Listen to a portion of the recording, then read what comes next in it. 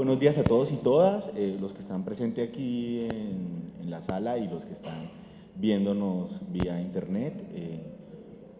Tenemos el gusto y el honor en la MITBO 21, la Muestra Internacional Documental de Bogotá, de tener dos invitados que son teóricos y también trabajan una parte práctica sobre estudios visuales, ambos doctores de la Universidad Pompeu Fabra, que nos vienen a hablar sobre audiovisual, sobre diarios y sobre este enfoque personal y ensayístico que toca este cine que a veces se llama de lo real. Carolina Surdiz y Gonzalo de Luca, un aplauso para ellos que están acá acompañándonos. Y bueno, decirles que la MITBO hace un acercamiento a un cine que es posible, a un cine muy personal, íntimo, muy imperfecto, y en esta charla vamos a tener una aproximación teórica, pero también nos van a mostrar fragmentos y vamos a hacer algo que tú dijiste, Gonzalo, que me gustó mucho, que es como un montaje interno dentro de la charla, que es ver una selección de fragmentos que ellos con mucho cariño nos han traído acá para que pues miremos y analicemos y conversemos todos y todas. Gracias, bueno, empezamos. Gracias, Andrés. Pues como es un tipo de cine, el diarístico, el ensayístico, que no suele tener una circulación, una difusión muy convencional, realmente consideramos también muy apropiado poder enseñar algunos fragmentos, aunque es una metodología que ahí en nuestra universidad, en la Pompeu Fabra, trabajamos bastante, la de cine comparado, que consiste un poco en poner en relación, hacer dialogar fragmentos a medida que se van proyectando, buscando asociaciones entre ellos, viendo un poco cómo las propias películas se comentan entre sí o se relacionan entre sí, ¿no? Las propias materialidades del cine, ¿no? Pero es particularmente adecuado seguramente en un tipo de cine que muchas veces ha sido más secreto, más soterrado en su misma difusión, ¿no? Por ejemplo, la primera película de la que vamos a hablar, que tiene toda una historia precisamente detrás ligada a su particular producción, son los diarios de David Perloff, ¿no? Que esta es una película que se produjo entre el 73 y el 83, al final son 6 partes, cada una de 1 hora, ¿no? Pero que realmente durante muchos años fue invisible. Es una película que dentro de los libros de historia del cine pues, se puede decir que no existía, ¿no? Y fue relativamente hace poco, ahora unos 10, 15 años, ¿no?, que empezó a circular, sobre todo en el ámbito más de festivales. Yo la programé, me acuerdo, en Eccentric, en el CCTV, donde soy programador, y la programé un poco con la idea de verla realmente, ¿no? Porque justo había oído hablar, creo que en el Festival de Torinos donde se había exhibido, ¿no?, todo el mundo estaba como muy conmocionado, ¿no?, por descubrir esa película, y fue lo que nos pasó un poco en Barcelona, ¿no? Realmente fueron 2 sesiones intensas, porque como os decía son 6 horas, una de 3 horas y otra de 3, donde descubrimos, ¿no?, toda esta experiencia de Perloff, que era un cineasta que ahora Carolina hablará de él también, pero que en cierto modo inicia este proyecto porque después de haber estado durante los años 60 haciendo bastantes películas industriales bien producidas, ¿no?, se encuentra con que las autoridades israelíes, él era de allí, estaba trabajando allí, deciden en cierto modo no seguir apoyándole, o más bien le tumban todos los proyectos que presenta, ¿no? Entonces se encuentra un poco en esa tesitura como cineasta o artista de, bueno, ¿qué hago? Porque realmente no estoy pudiendo rodar, no estoy pudiendo filmar, y decide comprar una cámara de 16 milímetros y establecerse un poco el reto personal de hacer una película en su casa o desde su casa, ¿no? Lo que vamos a ver justamente es el inicio, donde él cuenta un poco ese primer gesto, ese primer impulso, ¿no?, de filmación, de redescubrimiento de su cotidianidad, o sea, de la relación con su familia, con sus hijos, con su propio espacio, las ventanas, etc. Pero también de redescubrimiento del cine y del mismo como cineasta, ¿no? Ha sido un desaprendizaje que va a tener que hacer para volver casi a dar los primeros pasos como cineasta, a tantear los elementos básicos, ¿no?, montaje, filmación, etc. Entonces luego veremos un segundo fragmento donde cuenta también un poco esto en relación a su propia práctica docente y digamos, un poco las cuestiones que él ya de entrada decide plantear y compartir con el espectador a través un poco de la voz ensayística en el primer fragmento que os mostramos, que corresponde al... Ah, sí. Bueno, por lo que os digo. ¿No estáis oyendo bien cuando yo hablo? Hay mucho ruido. Vale. Bueno, ¿no habéis entendido lo que he dicho? ¿Sí? Me vuelvo a presentar. Bueno, veamos el fragmento, porque luego vamos a ir comentando bastantes cosas. 3. 5 minutos. I buy a camera. I want to start filming by myself and for myself. Professional cinema does no longer attract me. To look for something else, I want to approach the everyday. Above all, in anonymity. It takes time to learn how to do it.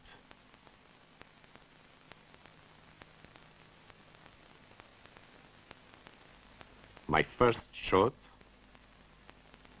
my second, I live on the 3rd floor, a good height. I add sound.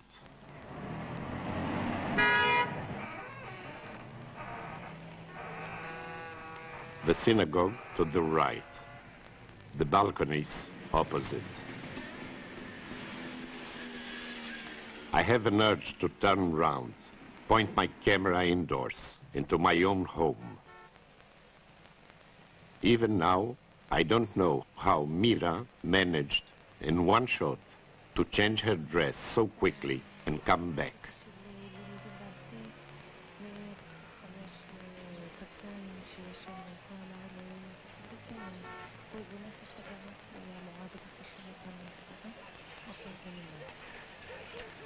Yael and Naomi.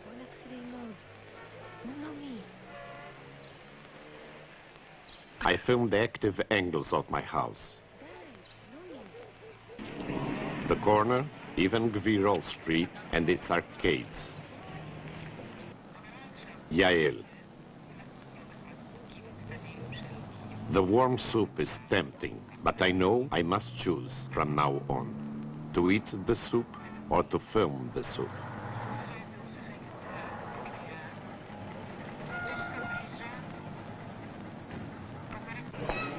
Yael, good morning. Both of us in the mirror at different angles. Naomi is at ease with my observing her. She has just exchanged the trumpet she played so well for dancing. Dancing means cucumbers, lettuce, yogurt, a strict diet. My twins, I want to see them as separate beings, but for a while, I film them in the same shot.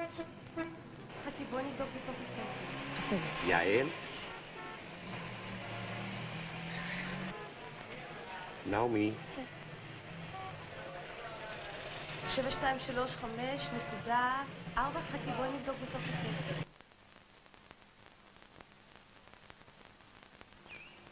I test my camera. I want to shoot the following day, the Day of Atonement, Yom Kippur.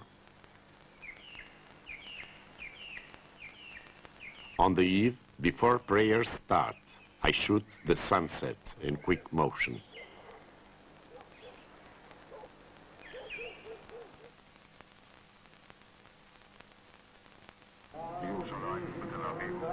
Yom Kippur, but not as always, not like last year.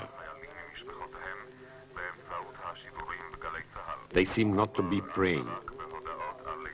Here and there, even transistors. The lack of information is oppressive. I want to know exactly what is going on.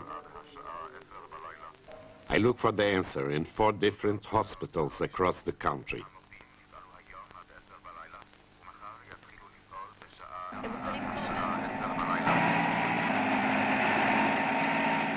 The helicopter disappeared, and I said to myself, a bad omen. A strange feeling, as if from now on there is no more meaning to the words, films, filmmaking. I sit in front of the television set, shooting the TV as if it were a window. I film at nights. $1,000 million on war. The result? Nothing. Information becomes more distinct.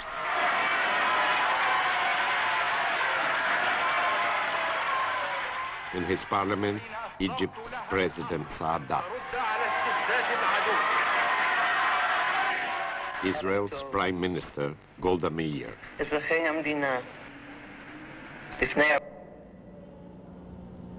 Entran bastantes cuestiones, ¿no?, realmente en la introducción, digamos, de la película. Podríamos, por ejemplo, también reflexionar sobre la dificultad que hay en compartir un material íntimo, privado, personal, ¿no? La propia idea, por ejemplo, de alguien que te muestre los vídeos de sus viajes o tal, puede ser poco estimulante, ¿no? En plan, bueno, esto te interesa a ti realmente, pero la parte está como personal y tal. Es difícil que tenga un interés público que vaya más allá del interés personal, de es mi familia, tiene un valor de testimonio para mí, o una emoción personal, ¿no? Entonces, ahí hay una cuestión de escritura, de composición, que es muy valiosa, ¿no?, que viene precisamente de un proceso de elaboración y de montaje muy largo. Porque, como os decíamos, la película cubre 10 años, ¿no?, de filmación. Hemos visto aquí como los primeros tanteos, los primeros pasos, ¿no? Y llega un momento que realmente la cámara está muy integrada en todas las dinámicas de la propia familia, que se ha convertido en una presencia más prácticamente, ¿no? Incluso hay momentos donde van a interpelar o necesitar un poco la presencia de la cámara como espacio o instrumento de confesión, ¿no?, de vivencia, de experiencia. Pero aquí es un momento donde de repente tienes un cuerpo extraño, ¿no?, y tienes que empezar a tantear un poco también posibilidades de encuadres, habla un poco de la dimensión documental con la que él se está confrontando, que también tenía ya una experiencia fuerte como documentalista. De hecho, tiene un documental sobre Jerusalén que es muy, muy importante dentro del cine israelí, pero, y películas también de tipo retrato. Pero hay esta cuestión, ¿no?, por ejemplo, del pasillo, ¿no?, cuando está filmando a la mujer. Y hay, como siempre, esta tensión que es intrínseca, en cierto modo, estéticamente y conceptualmente al documental, pero sobre todo es la cuestión fundamental de la práctica, la tensión entre el dispositivo y el azar, ¿no?, entre la idea de tener un encuadre, de haber fijado algo que puede ser, esto vendría casi desde las primeras películas, las películas primitivas de los hermanos Lumière, que tenían una idea de confianza, por ejemplo, en poner un cuadro desde aquí, pero luego el despliegue de la gente siempre es inesperado, puede pasar un pájaro, ese pájaro puede provocar que no sé qué, un cambio de luz, ¿no? Estas coreografías, estos elementos que a veces te regala, en cierto modo, la vida y que están del lado del azar, ¿no? Entonces, él, de algún modo, está explorando, por un lado, la idea del dispositivo, del encuadre, de la ventana, ¿no? Ventana a mi propia casa, ventana también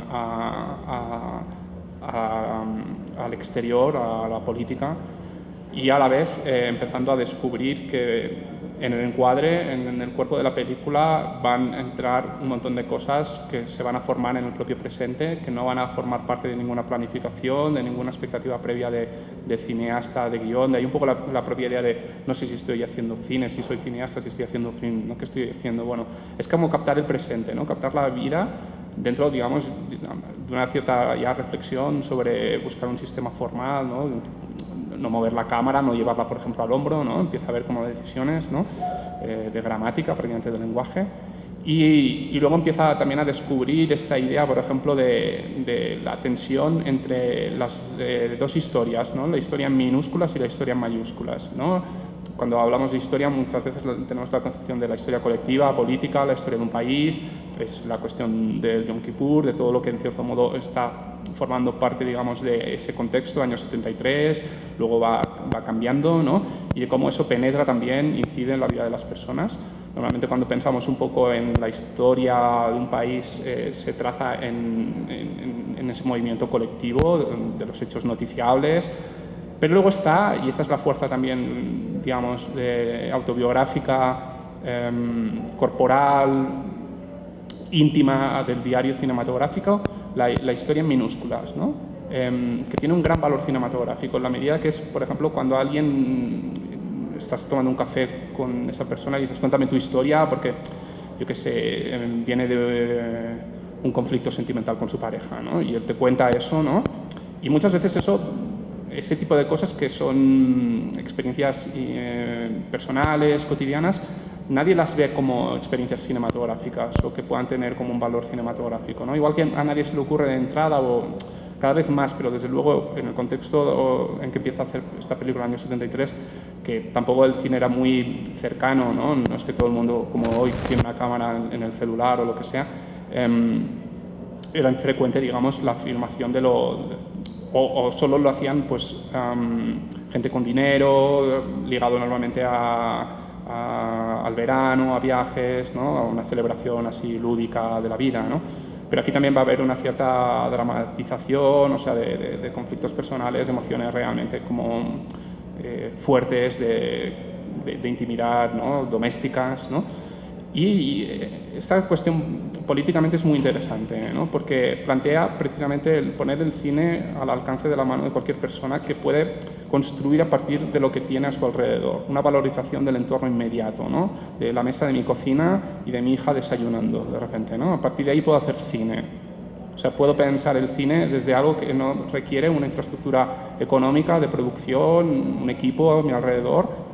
Y esto abre muchas posibilidades para los cineastas, porque muchas veces quedan cohibidos la gente que quiere hacer cine un poco por esa dimensión social, económica que tiene el cine, ¿no? Las dificultades de producirlo, ¿no? Lo costoso que es, lo largo que es elaborar un proyecto, todas las fases de guionaje, etcétera, hasta que se acaban realizando. Y aquí de repente lo que estamos encontrando es una inversión casi de eso, ¿no? O sea, la película se va a componer realmente después de toda su materialización, en cierto modo, ¿no? Después de toda esta captación mucho más inmediata, mucho más instantánea, ¿no? Y que supone también un problema vital, que es un problema vital que yo creo que podemos compartir todos en el momento de filmar algo. Algo me refiero de nuestra vida, ¿no? Porque es una intervención en la propia experiencia, ¿no? Hay una fluidez de las cosas que si nosotros metemos una cámara, o sea, si estamos hablando, por ejemplo, en una cafetería, ¿no? Como antes, y de repente nos graban, cambiamos, ¿no? Nos sentimos como, puede ser como incómodos, violentados o no. Vamos a actuar, vamos a sentir que de repente, ¿no? Hay un instrumento de representación o que está captando cosas en las que tenemos que controlar nuestra apariencia, lo que queremos hacer ver, ¿no? Eso por un lado, por parte, digamos, de la gente que es filmada.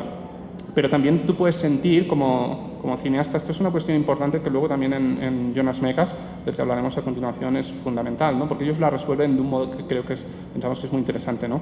Que es si estoy un poco anulando la propia vivencia, ¿no? O sea, el propio distanciamiento de filmar y tal implica que la experiencia sea menos plena, adulterarla, es decir, en vez del disfrute que no requeriría representación, que no requeriría imagen, de tomarse la sopa, ¿no? Y estar con tu hija y tal, ¿qué implica de repente ese paso hacia atrás, ¿no? De filmar? ¿Estaré perdiendo algo? ¿Estaré perdiendo como parte de la vida precisamente con mi afán, con mi deseo de registrar, de poseer, de captar algo? Esa es una cuestión que se plantea aquí y realmente el diario es muy bonito en este sentido porque ves que realmente luego hay...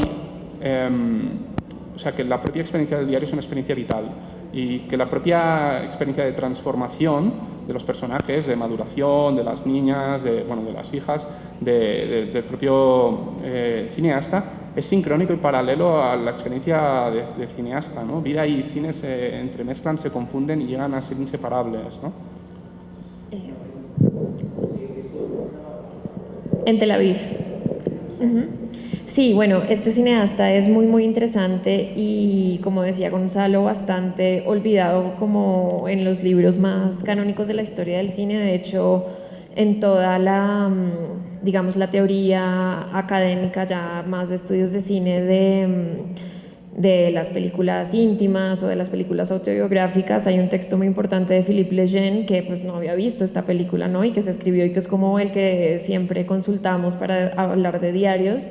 Y no aparece Diary, que es, pues yo creo, una de las películas no solo más interesantes por ser un diario y por ser una reflexión en primera persona, sino porque además es también una reflexión sobre el cine como lenguaje, como materia, y sobre la historia del cine. Perloff es un personaje muy interesante porque es brasilero y bueno, de ascendencia judía, emigró a París y en París se formó como pintor. Él quería pintar, él no quería ser cineasta, y un poco el interés por el mundo político, el interés por el mundo inmediato, pues los llevó como a empezar por fotografías, ¿no? Y de hecho es muy bonito porque en el diario él visita como esas primeras fotografías que tomó en París, y entonces también es como un estudio, digamos, reflexivo, ¿no? De cómo una mirada puede evolucionar, de cómo hay como ciertas pulsiones con la imagen que no racionalizamos mucho, sino mucho después. Y bueno, Perloff además en París fue asistente de Langlois, que es el fundador de la Cinemateca Francesa, fue estudiante de Joris Stevens, ¿no? Que es como uno de los grandes documentalistas y de los documentalistas que, digamos, se situaban en un lugar un poco híbrido, ¿no? En esta idea de la tajante división entre el documental y la ficción, que es algo que hemos venido hablando mucho con Gonzalo y con la gente que estaba en el seminario de la Midbo, y es en la idea de pensar el cine como un arte en sentido pleno, ¿no? Es decir, estas divisiones que muchas veces se hacen entre el documental y la ficción son mucho menos fértiles de lo que pensamos, y justamente en esta metodología de trabajo que se trabaja mucho en la Pompeu, lo que es interesante es que lo que se compara es la imagen, ¿no? Es la idea del cine comparado y la idea de que diferentes fragmentos, ¿no? Que podrían ser aleatorios o que no tienen, digamos, contextualmente una similitud, pues al final revelan mucho más del cine que otros estudios, ¿no? Bastante herméticos. Entonces, bueno, Perloff en ese sentido, bueno, estuvimos el año pasado en Cali mostrando los diarios por primera vez en Colombia, esperamos que pronto podamos estar en Bogotá, ¿no? Y algo que a mí me llamó mucho la atención cuando hablaba con Yael, que es la hija, la que está ahí y que en el tercer capítulo se vuelve la montadora del diario, es que ella me decía que era muy curioso que Perloff tenía como muy claro lo que iba y lo que no iba, ¿no? Es decir, tampoco es un trabajo que haya sido como por acumulación. Tenían, creo que 1 de 3, o sea, la proporción del montaje era 1 de 3, y ella decía que tenía como siempre muy claro cuál, ¿no? Qué quería rodar. Y de las cosas que a mí más me interesan de este diario es que no es un diario, digamos, que se centre en el sujeto, ¿no? Evidentemente está centrado en Perloff y en su familia y tal, pero no es como una película que se preocupe por contarse a sí mismo sus tristezas. Lo hace, ¿no? Porque es evidente que eso sale, pero Perloff siempre decía que el trabajo que él hizo en el diario fue un trabajo de distanciamiento consigo mismo, ¿no? Que es algo que yo creo que es importante. Bueno, todos me imagino que hay como una tendencia muy alta de producir estas películas autorreferenciales, ¿no? En los últimos años. Y creo que lo que es interesante de Perloff es que justamente este trabajo fue un ejercicio de distanciamiento de sí mismo. Él lo decía siempre, ¿no? Bueno, lo que dice ahí, o me tomo la sopa o filmo la sopa, ¿no? Las dos cosas no son posibles. Y justamente este diario pues surge en un momento en el que por motivos de financiamiento él no puede seguir haciendo películas, y se establece pues este trabajo en un momento pues como de crisis, ¿no? Pero también de necesidad de creación, que esto es algo pues que se ve mucho en el diario, y justamente Perloff también empieza a jugar como con esa idea de la imagen que se sitúa entre el deseo del cineasta y lo que realmente puede filmar, ¿no? Entonces ahora podemos ver un fragmento, vamos a ver un fragmento, después lo comentamos. También, si ustedes quieren decir cualquier cosa, ya que somos pocos, simplemente láncense a hablar, que la idea es que sea algo mucho más conversado. Perloff murió. ¿Qué? No, ya él vive en Tel Aviv. Bueno, algo que también es súper interesante de este trabajo es que de hecho nunca se exhibió hasta que Perloff murió.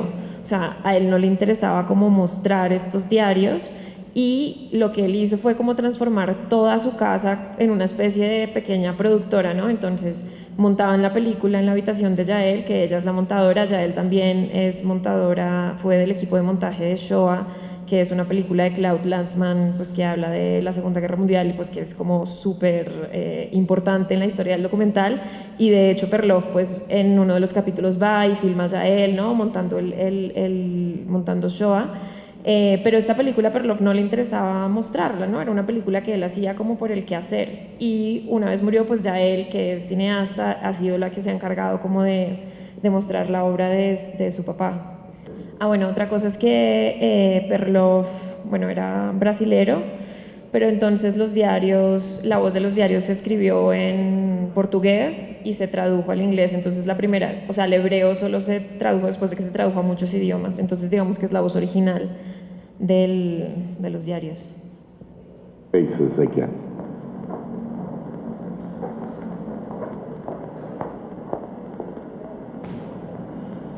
Beauty and ugliness still don't affect me.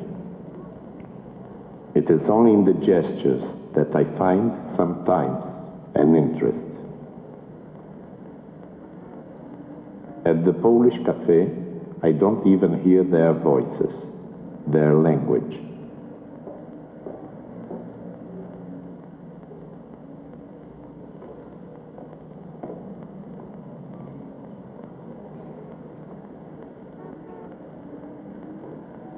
It's like doing a rough sketch. These two girls, I enjoy looking at them. They are natural.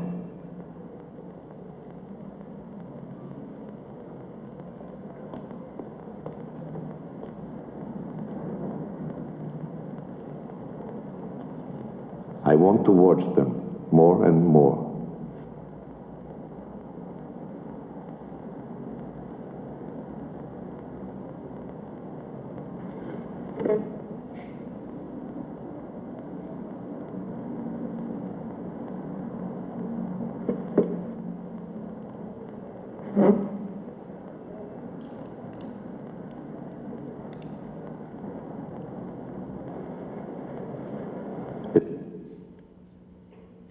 Perdón el mal corte ahí. Bueno, ¿no? Es súper interesante ver cómo Perloff, mientras está mirando a estas chicas, ¿no? Va haciendo como la imagen posible que él quiere, pero justamente en la tensión de los que están siendo filmados, ¿no? Se establece como toda esta relación de lo que significa filmar a alguien, ¿no? Y lo que significa tener una idea de imagen y el tránsito que esa imagen se concrete, ¿no? Que es algo que es muy interesante y se trabaja mucho en el ensayo, y después justamente esas tensiones entre la imagen posible y la imagen que tenemos, pues que logra el cineasta. Bueno, en este sentido, por ejemplo, viendo este fragmento, a mí me hace pensar claramente en esa percepción de los gestos, de la verdad, de algo natural, ¿no? Que intenta como encontrar, o que descubre que a través del diario puede filmar, ¿no? Que desde luego es un gran motivo de fascinación y de búsqueda en los cineastas, ¿no? Porque precisamente por el efecto que antes comentábamos, ¿no? La cámara, un elemento que puede intimidar o que puede violentar o que puede como condicionar mucho el comportamiento de la gente, también de los actores, lleva muchas veces a un exceso de afectación, de fingimiento, de representación, con toda la rigidez, con todo, en fin, ¿no? El intento muchas veces deliberado de aparentar una cosa, de fingirla, y ante esa cuestión, que es propiamente humana, ¿no? Normalmente en nuestra vida nos comportamos más bien o nos socializamos más bien como actores, nos acostumbramos a representar. Si tenemos, por ejemplo, una emoción, como puede ser que esa mañana has discutido con tu pareja y vas a trabajar, seguramente no te interesa que los demás vean eso, porque puedes sentir que te haces vulnerable, que es una fragilidad que alguien puede aprovechar. Bueno, esto es algo muy socializado que hace que la gente se construya a partir de máscaras muchas veces, ¿no? De una conciencia muy clara de intentar como esconder mi intimidad, mi emoción, ¿no? Entonces, esta que es una cuestión también pictórica, ¿no? De intentar ir más allá, a lo mejor, de ese fingimiento para que surja un momento de verdad. Es fundamental también en la ficción, ¿no? Y por descontado en el documental, donde también la gente muchas veces lo que va a hacer es intentar como controlar la imagen de sí mismas, ¿no? Pero no ofrecer, a lo mejor, no abrir a lo mejor una imagen descontrolada, ¿no? cuando lo que es interesante precisamente del cine es que enseña lo que no se ve, ¿no? Y entonces de repente podemos ver, incluso de nosotros mismos, bueno, cosas de las que no somos conscientes, ¿no? Esto como inciso. Por ejemplo, Carolina y yo, que en la universidad trabajamos, bueno, desde hace años hay en la Pompeu Fabra un proyecto ligado al trabajo fin de grado de producción de películas, ¿no? Dentro del contexto universitario, hecho por estudiantes que son en general chicas muy jóvenes, de 20, 21 años, que ruedan sin presupuesto prácticamente. Tenemos una metodología muy de trabajo a partir de, casi antes de tener incluso guión, encontrar a la gente a la que se quiere filmar, ¿no? A las actrices, ¿no? Y construir mucho con ellas, ¿no?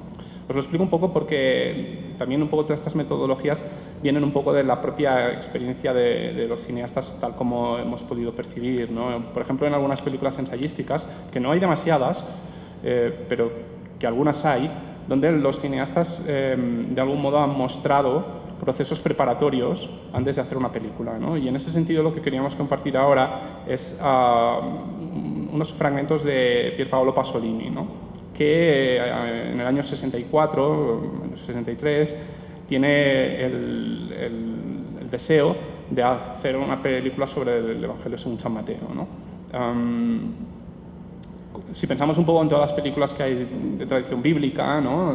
Pues siempre hay como este peso un poco del vestuario, de la escenografía, ¿no? Del decorado, la recitación un poco, ¿no? Como dramatizada. Y claro, Pasolini, que tenía como un impulso realista, o sea, de llevar el cine al estrato más bajo, ¿no? A la tierra, ¿no? Al cuerpo, muy fuerte, lo que realmente buscaba era filmar casi el Evangelio de un modo documental, casi como si estuviera produciéndose por primera vez, ¿no? Esto es una gran dificultad para un cineasta porque encima estamos hablando de un texto que está muy codificado, muy estetizado, digamos, por toda la representación pictórica, ¿no? Y entonces desembarazarse de eso para encontrar como una especie de verdad, ¿no? Como algo que no esté revestido, digamos, por toda esta carga, digamos, estética, era todo un desafío, ¿no? Entonces, él hizo casi un poco a nivel amateur, digamos, ¿no? Con intención de que fuera una película oficial y que se exhibiera en cines ni nada, ¿no? Hizo casi un reportaje, ¿no? Una película de localización, ¿no? De búsqueda de escenarios, de espacios y de posibles actores que él sacaba en general de la calle, de la vida, no actores profesionales, ¿no? En este caso. Y lo primero que pensó es, dice, bueno, voy a ir a los escenarios originales, ¿no? Voy a ir a Palestina, donde tuvo lugar, ¿no? Las escenas que se relatan en la Biblia, ¿no? Para documentarme, para intentar entrar en conexión con esa realidad, ¿no? Empezar a encontrar posibles imágenes, encontrar posibles rostros, ¿no? Un poco también con la intuición ya de entrada, decía de que seguramente lo que se iba a encontrar no le iba a resultar porque posiblemente por cuestiones históricas, políticas, sociales, toda esa realidad se había transformado de un modo que ya no tenía quizás los vestigios o las raíces esas que él quería, ¿no? Previas, digamos, al cristianismo, ¿no? Como un momento, digamos, previo, ¿no? Y en esa búsqueda luego acaba reflexionando precisamente sobre la representación de la realidad o de la captación de la realidad, ¿no?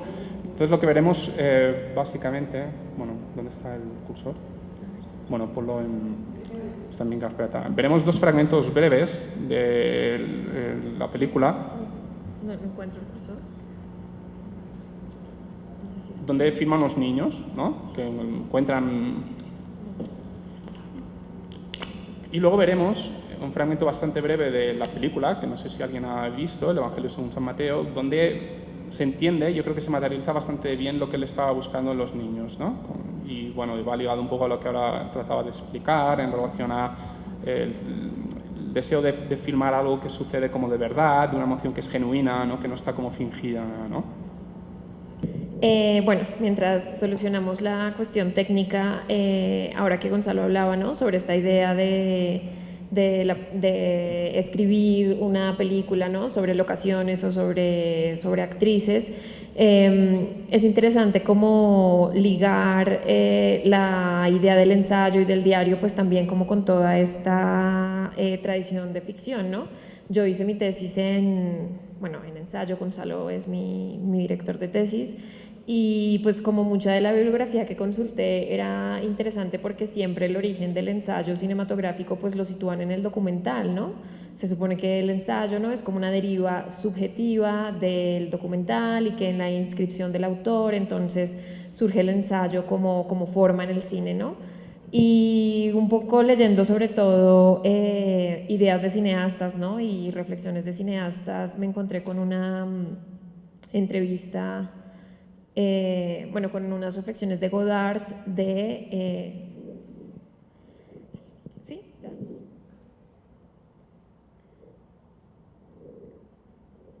Bueno, unas reflexiones en las que Godard hablaba del invento de una cámara de Super 8 de 35 milímetros que tuviera como las características de una cámara de Super 8, ¿no? Sí, yo lo volqué. Este acá. Y entonces, la idea de Godard simplemente era tener una cámara que pudiera tener la amplitud de imagen de una cámara profesional, pero que tuviera los gestos de trabajo de una cámara amateur. Y esto es importantísimo porque claramente el peso de la cámara, las posibilidades que tenga la cámara, pues limitan y hacen de una imagen pues que sea determinada. Y justamente Perloff en una de las entrevistas que daba sobre el diario decía que la primera idea del diario fue cuando estaba en el rodaje en Jerusalén, y estaban rodando y de repente llegó una mujer atrás a hablarles de otra cosa y él sintió que su película pues estaba ahí, ¿no? Pero que obviamente no podía rodar y no podía hacer el giro de cámara pues porque una cámara de 35 milímetros es pesada, ¿no? Tiene que tener necesita gente. Entonces él decía que necesitaba una cámara con la que pudiera reaccionar, ¿no? Y en estos apuntes es interesante pues ver cómo todo el tiempo se busca, ¿no? Como es una imagen que es bastante dinámica, ¿no? No está fija, sino che sta buscando tutto il tempo. Simili a questi. Ecco, immagino un po' così il paesaggio, i personaggi e il lavoro dei personaggi nel momento in cui Cristo inizia la predicazione e compare nelle campagne che vanno verso Cafarnao. Probabilmente i primi uomini che l'hanno sentito dovevano essere in questo atteggiamento e simili a questi.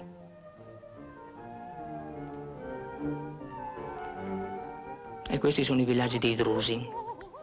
Una popolazione araba, però come vedrai spesso molto simile a popolazioni sottoproletarie europee, e questo perché, almeno così dicono, sono prodotto di un incrocio fra gli arabi e i crociati.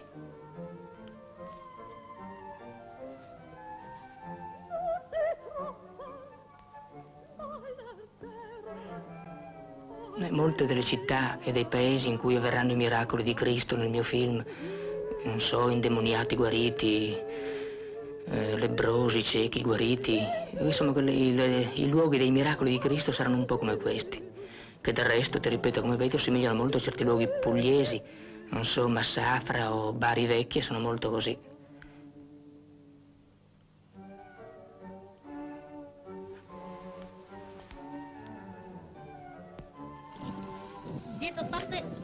هذا السينما. You speak English? Yes. Yes? Oh, very well.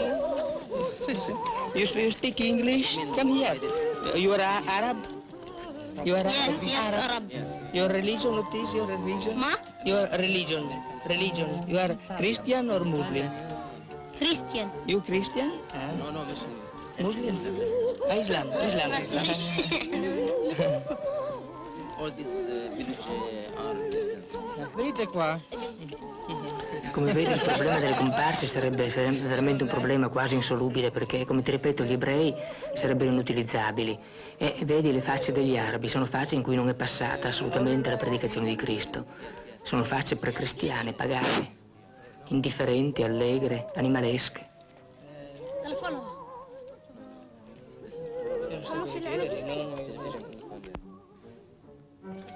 Sì, sì.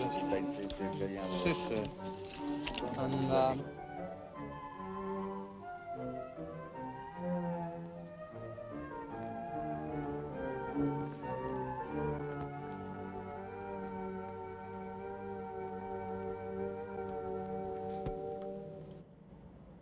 Vale, y ahora otro fragmento.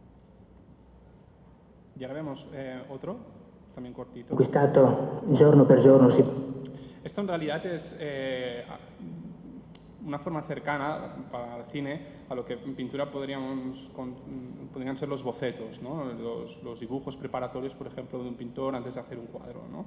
Son como notas, se llaman apunti, no apuntes, dentro de la obra de Pasolini, estas películas que hizo periféricas o de algún modo preparatorias, ¿no? Luego, algunas películas que sí acabó, como por ejemplo El Evangelio según San Mateo, pero también tiene otras que no llegó a materializar y de las que solo tenemos un poco las películas preparatorias, ¿no?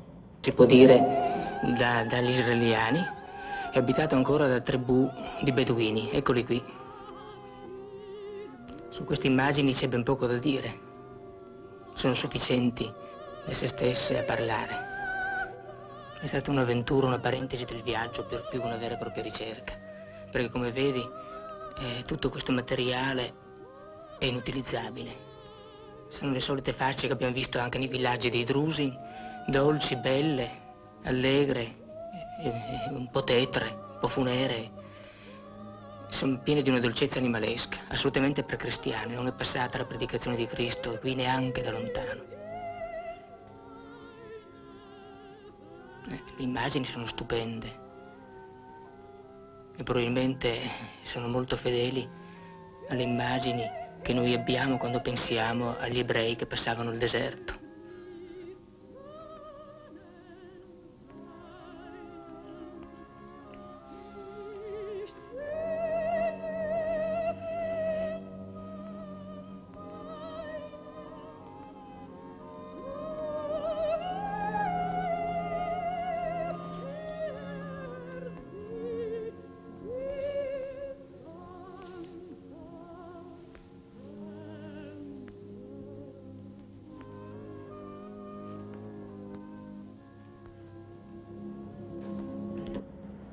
Bien, y ahora veremos una secuencia cortita del Evangelio según San Mateo, de la película, ¿no? Antes de señalar un poco al hilo de las reflexiones o de algunas reflexiones de Pasolini, ¿no? Fijémonos un poco en este momento donde habla, bueno, las imágenes son fabulosas, ¿no? Creo que es una cuestión fundamental de rigor creativo, ¿no? Porque muchas veces el cine o los artistas ¿no se oye bien? Caen fácilmente, ¿no? en el esteticismo, ¿no? En la imagen bella de por sí, ¿no? Y se considera que va a ser persuasiva, que va a ser como una imagen estéticamente irreprochable, ¿no? Esto me hace pensar un poco en algo que cuando tenía 14 años leí en las memorias de Buñuel, ¿no? Y es algo que no he olvidado, ¿no? Lo que he pensado a menudo, ¿no? Él explicaba a Buñuel que cuando vino a México, ¿no? Donde desarrolló buena parte de su producción, estaba rodando una película, creo que era Los Olvidados, y era una escena en exteriores y el director de fotografía que tenía, que era un director mexicano, un director de fotografía mexicano muy, muy bueno, ¿no? Le había hecho como un encuadre muy bonito, ¿no? Con unas montañas a contraluz, ¿no? En un camino, ¿no? Era una imagen que decía estéticamente irreprochable, ¿no? Y que él cogió la cámara y la giró, ¿no? Y la invirtió hacia un lugar como del camino árido, sin ningún interés, prosaico, ¿no? Y he reflexionado mucho sobre el sentido de ese gesto, ¿no? Y también la tentación a veces de hacer la imagen bonita de por sí, y lo que implica muchas veces a lo mejor renunciar a eso para llegar a algo como más real, más rugoso, pero que tenga como una respiración o una verdad que no esté como tan prefabricada, edulcorada, ¿no? Por la propia estética, ¿no? Porque al final las imágenes, por ejemplo, de Buñuel o las imágenes de Pasolini son particularmente hermosas también, ¿no? Pero lo son quizás desde un registro como mucho más auténtico, ¿no? Como mucho más conectado con la propia materialidad del mundo, ¿no? Que no solo son montañas a contraluz, que también, sino cuerpos, piedras, ¿no? Todo esto luego en el siguiente, que será el último fragmento que veamos de la película de localizaciones para Palestina, surge en la conversación que tiene con un párroco, ¿no? Entonces, bueno, veamos ahora cómo filman los niños en relación a un momento muy célebre, como tantos de la Biblia, ¿no? Y lo que yo creo que consigue es captar como una reacción instantánea que parece ser totalmente directa y de verdad, ¿no? Y démonos cuenta un poco que la cuestión fundamental dentro del diario, del ensayo, también, ¿no?, cinematográfico, es que el cine es el primer arte probablemente representativo, fotografía también, digamos, que parte primero de la materia para llegar a la idea, ¿no? O sea, primero necesitas el cuerpo, el objeto, la realidad visible, para luego expresar algo, una idea, un concepto, una emoción, lo que sea, ¿no? Un pintor puede imaginar cómo era Jesucristo sin necesidad de un cuerpo real, puede imaginar cómo era un santo, cómo era, ¿no?, o un árbol, o lo que sea, un escritor igual, ¿no? Y sin embargo, el cineasta siempre va a tener que partir de lo más bajo, en realidad, por decir así, ¿no? De algo que existe, que forma parte del mundo, ¿no?, sobre lo que vas a construir, ¿no? A partir de este rostro concreto, de esta encarnación, ¿no?, de esta manifestación sensible, ¿no?, luego haré la imagen, haré la película, ¿no? Entonces esta búsqueda un poco a partir de lo real, ¿no?, a partir de lo concreto, es fundamental, porque precisamente ahí están como toda la artesanía y el oficio del conocimiento perceptivo, ¿no?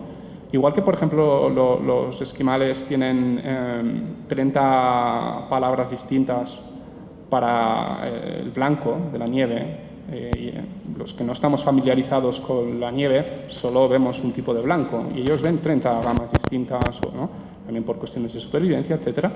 Pero en esa realidad que para nosotros es unívoca, homogénea, ¿no?, ellos ven muchos matices, ven mucha diversidad, ven mucha variación. Pues los cineastas, en los rostros, los montadores, la gente que al final desarrolla una perceptibilidad que también podemos tener en la vida, observando a la gente, aprende a ver todos estos registros, estos matices en un rostro, ¿no? Por eso él, cuando ve estos rostros, ve las inscripciones históricas que tienen, ¿no?, y los descarta precisamente por lo que manifiestan, ¿no? En cambio, a lo mejor alguien podría decir, no, pero son muy interesantes, ¿no?, porque son como exóticos. Y se cae tantas veces en esto, sobre todo cuando viajas a países, ¿no?, que te abruman un poco por la propia diferencia, ¿no? Y él está entonces en esa tesitura, ¿no?, de tener que renunciar también a esa belleza que te da un poco sí, son niños extraordinarios, ¿no?, porque cuando los ves, o sea, tienen un potencial cinematográfico, ¿no?, increíble, ¿no? Bueno, entonces volvamos un poco a la escena y fijémonos un poco en estos niños que aparecen, ¿no?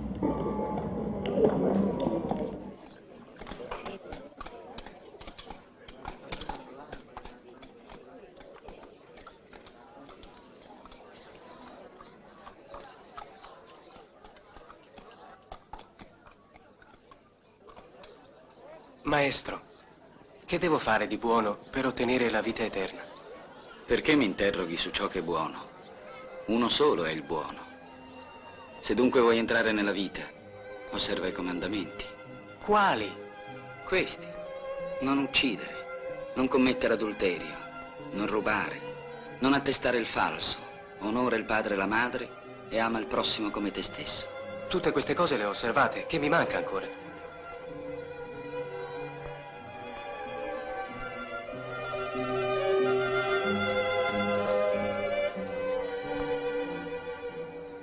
Se vuoi essere perfetto, va, vendi quello che hai e donalo ai poveri e avrai un tesoro nel cielo. Poi vieni e seguimi.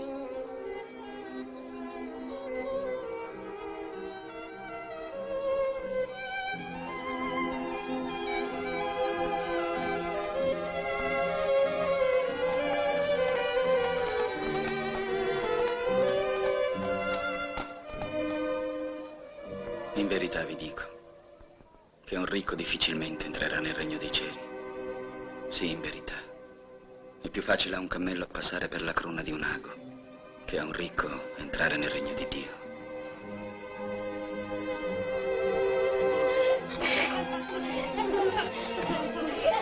Cristo, benedici i figli nostri. Benedici i figli nostri. Benedici i figli nostri. Signore, poni le mani sul loro e prega sul loro.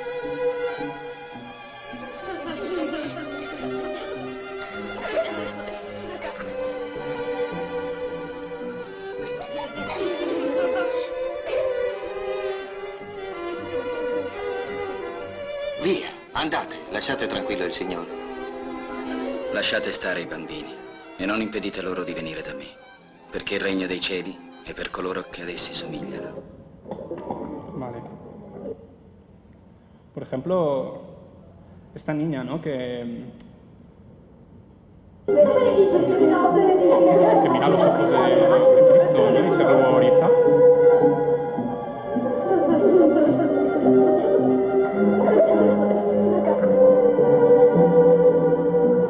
Era esto lo que buscaba, ¿no? Realmente, como un momento de verdad que se produce ahí, que es totalmente presente, totalmente directo, ¿no? Con una reacción no sacralizada, no basada, digamos, en nada más que un momento como casi documental de realidad, ¿no? De reacción ante, bueno, esa presencia que para la persona que lo estaba viviendo no era nada simbólico, no era nada, digamos, ¿no?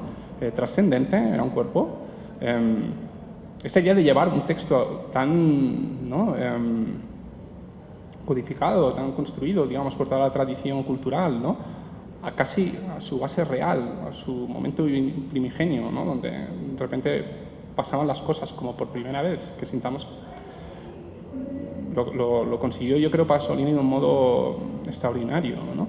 Y ves muy bien la idea de que el cine es un arte del presente, realmente, ¿no? O sea, es un arte ligado a cosas que pasan en un momento y que no van a volver a repetirse. Este gesto, esta reacción se capta y en un momento ya ha cambiado, ¿no? Todo es efímero, todo es evanescente, siempre hay esta pulsión, ¿no? De intentar captar algo que, porque la vida funciona así y el cine se confronta con esto, ¿no? Entonces, aquí creo que se entiende muy bien un poco lo que estaba queriendo hacer en relación a un texto, de bajarlo, ¿no? De llevarlo casi a ese momento absolutamente como documental o realista, ¿no? Y para acabar con la película, veamos esta conversación que es muy interesante con un cura que le había acompañado durante il viaje, no? Questo sarebbe assolutamente assurdo. Dal punto di vista pratico forse sì, sono deluso. Non ho trovato nulla che mi possa servire per il film. Né paesaggi né personaggi. I paesaggi sono 4 declivi spelacchiati e i personaggi sono degli ebrei dalle facce estremamente moderne, che hanno subito tutta la cultura contemporanea, dal romanticismo in poi, profondamente, ne sono profondamente lacerati e hanno perduto tutti i caratteri, diciamo così, arcaici che io vorrei cercare per il mio film. E il paesaggio, quello che più mi intriga è appunto questo paesaggio, questa scelta che Cristo ha fatto di un luogo così terribilmente arido, così terribilmente disadorno, così terribilmente privo di qualsiasi amenità. 4 clivi spelacchiati, il fondo di un lago tenebrosamente caldo e niente altro. Tutto questo posso ricostruirlo altrove, evidentemente. Dottor Pasolini, lei ha parlato di delusione pratica. Possiamo pensare che al tempo di Gesù la Galilea fosse diversa, l'ambiente della Palestina prima delle invasioni arabe fosse un po' più fiorito, un po' più ricco. Le sue impressioni, direi, spirituali dell'ambiente? Vede, don Andrea, la parola spirituale ha per noi due probabilmente un significato un po' diverso. Quando dice spirituale intende soprattutto dire religioso, intimo e religioso. Per me spirituale corrisponde a estetico. Ora, quando io venendo qui ho avuto una delusione pratica, questo non ha nessuna importanza, perché a questa delusione pratica corrisponde invece una profonda rivelazione estetica. Ed è tanto più importante questa rivelazione estetica che ho avuto, in quanto che è avvenuta proprio in un campo che io credevo di possedere completamente, cioè la mia idea che le cose quanto più sono piccole e umili, tanto più sono profonde e belle. Questa mia idea qui ha avuto uno scossone profondo, cioè questa cosa è ancora più vera di quanto io immaginassi. Quindi l'idea di questi 4 clivi spelacchiati della predicazione è diventata un'idea estetica e perciò spirituale.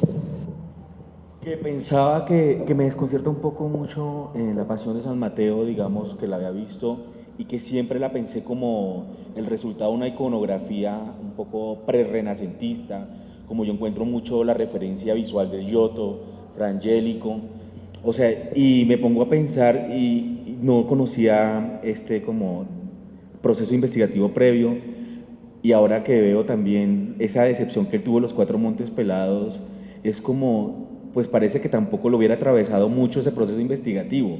Más allá de ese gesto de esa niña, yo siempre pensé honestamente que esta era una película más sobre Jesucristo, incluso muy occidentalizada por los vestuarios, por las facciones. Me pareció siempre muy retador esta imagen de Jesucristo que no corresponde a la iconografía occidental, por decirlo así, pero más allá de eso yo sí siempre vi como más ese preconcepto de lo que los prerrenacentistas imaginaron que era el Medio Oriente con respecto a lo que realmente le encontró ahí, que me parece un poco más chato que, por ejemplo, la forma en que Pasolini retrata el medioevo, que es más pagano, sensual, burdo, comparado pues como con otro tipo de aproximaciones cinematográficas al medioevo. En esta me pareció un poco muy occidental, pero estoy súper desconcertado, no entiendo. En un momento él dice como, vengo a encontrar Cuatro Montes Pelados, claro, pues eso es Medio Oriente también, eso,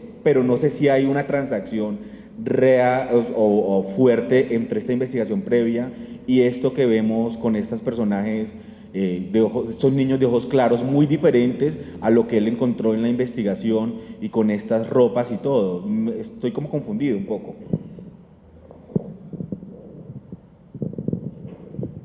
Bueno, es que la película lo que vemos son cosas que tuvo que descartar precisamente, ¿no? O sea, que lo dice, lo estoy haciendo más servido en términos concretos porque no voy a poder grabar aquí, no voy a poder grabar a gente, ¿no? Yo creo que la película la hizo luego en Marruecos. Yo creo que la idea de presente y de intentar como filmar como si la cámara de algún modo existiera en el momento donde aparece Cristo está en la película, al menos yo cuando la veo la siento realmente, que hay ese... O sea, no veo tanto que es evidente que hay unos referentes pictóricos y hay un mundo pictórico, ¿no? Inevitablemente, porque al final también el texto como la Biblia hay que imaginarlo, hay que representarlo, ¿no? A partir, digamos, de la especulación, ¿no? De la propia estética. Pero creo que domina mucho la corporalidad esta como de pescadores que eran gente real, o sea, de repente no ves un poco, si la comparas con cualquier producción sobre la Biblia que se estaba haciendo en Hollywood y cualquier otro lugar, es un mundo estético totalmente distinto, ¿no? Y yo creo que la fuerza un poco está en intentar ir a ese otro extremo, ¿no? Un extremo como mucho más cercano a la gente que podía ver, ¿no? Que pues eran campesinos, que se podían como representar como tantos, y no a lo mejor a un intento filológico de representación fidedigna histórica y tal, ¿no? Yo creo que eso tampoco era su deseo, ¿no? Porque al final también era una quimera, ¿no? Plantearlo así. En cualquier caso, si nos fijamos en esta reflexión que hace, yo creo que trasciende un poco la propia película, ¿no? Porque nos habla, y esto lo conectaríamos un poco con lo que hemos visto al principio, Perloff, y que he comentado, con la valorización un poco de lo pequeño, de lo ínfimo, ¿no?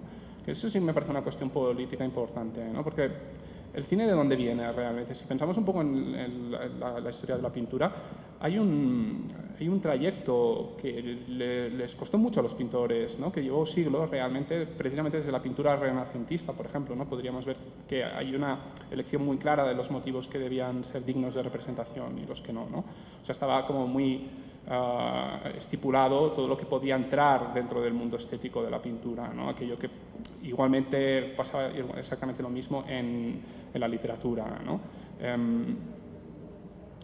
Lo digo porque a medida que va gestándose la modernidad, ¿no? Y que empieza a haber movimientos históricos donde todo se acelera, a partir sobre todo de la Revolución Francesa, donde la gente empieza a perder pie social y puede, o sea, a lo largo de su vida tener un estrato y luego acabar en un estrato totalmente distinto. Eso empieza a pasar, que no pasaba antes en Europa, ¿no?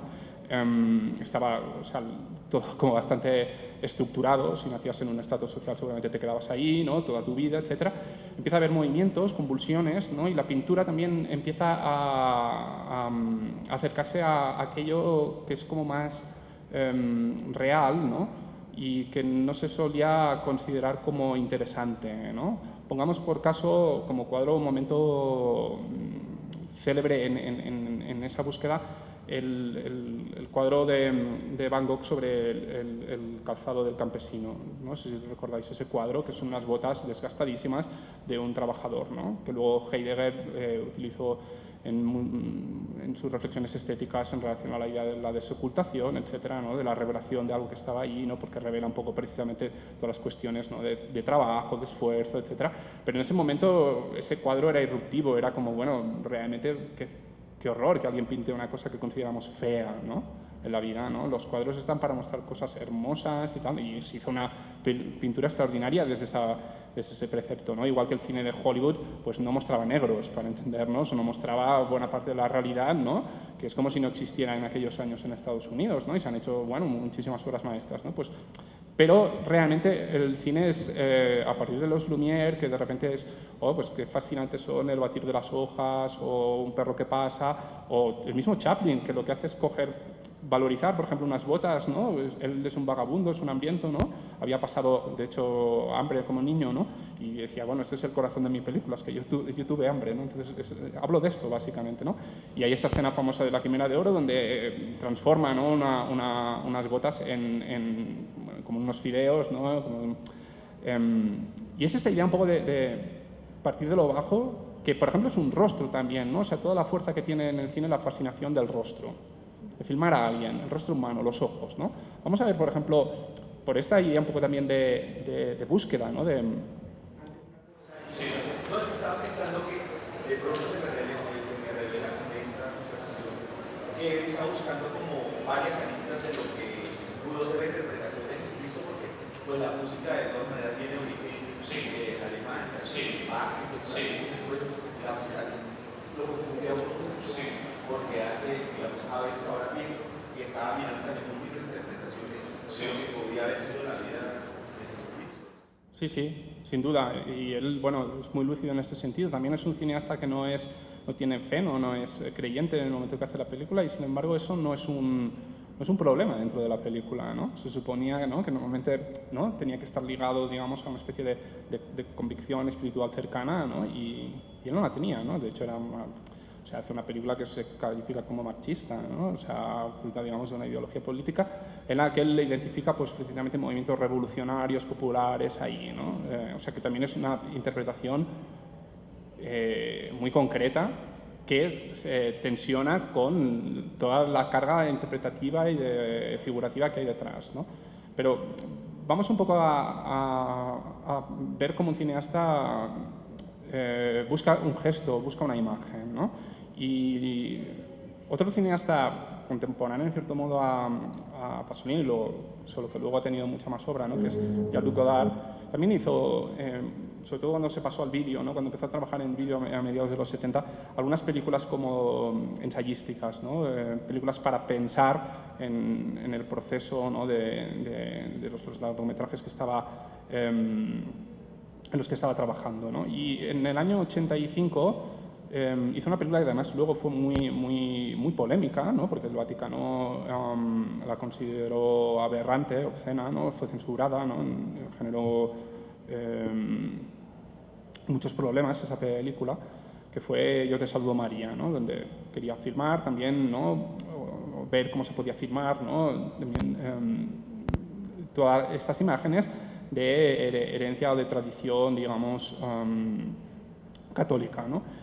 Y bueno, él estaba totalmente fascinado por esta chica, ¿no?, que era una extra en Pasión, en otra película en la que había rodado, ¿no? Y a partir un poco también del deseo de filmarla, ¿no?, hace estos apuntes, ¿no?, pequeñas notas, se llama, para Yo te saludo María, ¿no? Y vemos cómo ensaya con ella, ¿no? También escuchamos a Anne-Marie Melville, que es su compañera, digamos, la compañera del cineasta de Godard.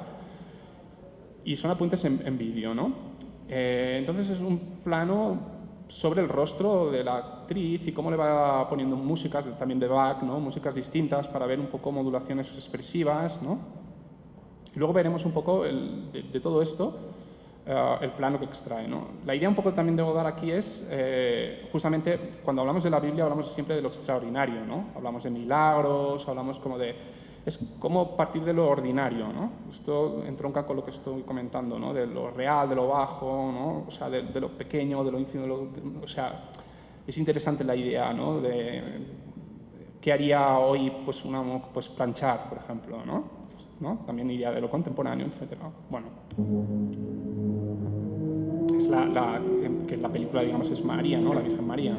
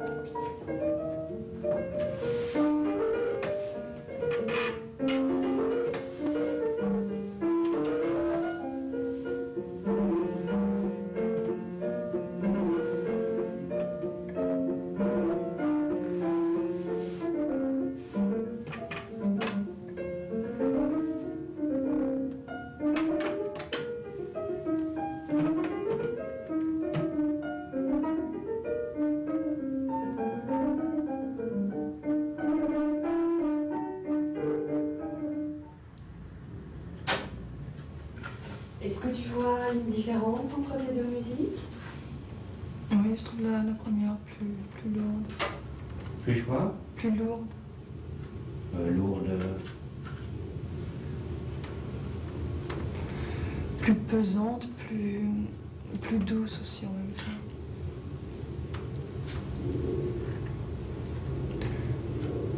En fait, la première, elle me fait penser un peu à des gestes d'amour comme ça, lourds et plein de douceur.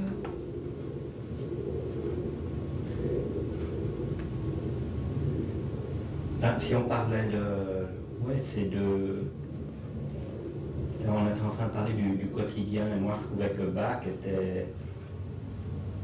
Enfin, rendait à la fois la couleur et le tempo, rendait un côté quotidien, aussi bien l'une que l'autre, mais peut-être que l'autre, la première, lourde, ouais, mais que c'est le poids du quotidien que vous nous donnez. Il y a le côté, donnez-nous aujourd'hui notre pain quotidien, puis la deuxième, bon, on commence la journée, on est content, mais qu'il y a un côté, je dirais pas inexorable, mais ouais, on avance dans la vie, tous les jours, c'est les jours, et puis on est content de la journée, on espère être content, puis le soir, et tous les jours vont se terminer. Tous les jours, il va y avoir tous les jours. Et qu'il y avait un côté, tu ne trouves pas qu'il y a quand même un côté quotidien dans la Bible? L'amour est quotidien, peut-être pour Marie, c'est que cet amour... Il y a cette... Ramu a une très belle phrase à un moment donné dans Ève, il dit, elle posa la tête sur son épaule parce que l'amour est lourd à porter.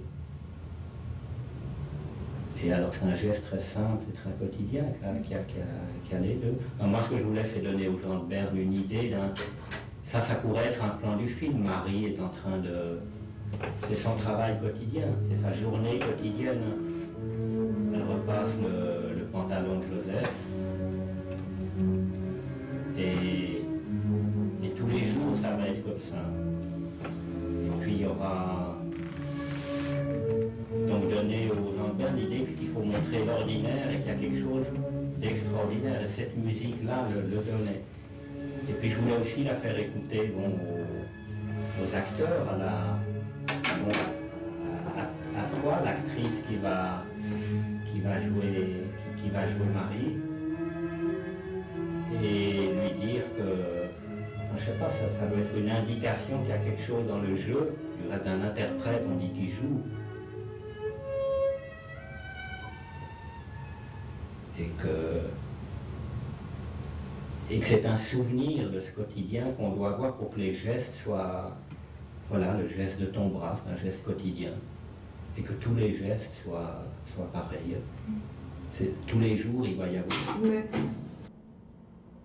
Como podemos ver, todo el esfuerzo del cineasta se está concreción, manifestación, encarnación, ¿no? Porque, por ejemplo, ¿no? hay una idea que me parece muy bonita, ¿no? Cuando dice, ¿no? Y cita un escritor, la expresión, ¿no? El amor pesa.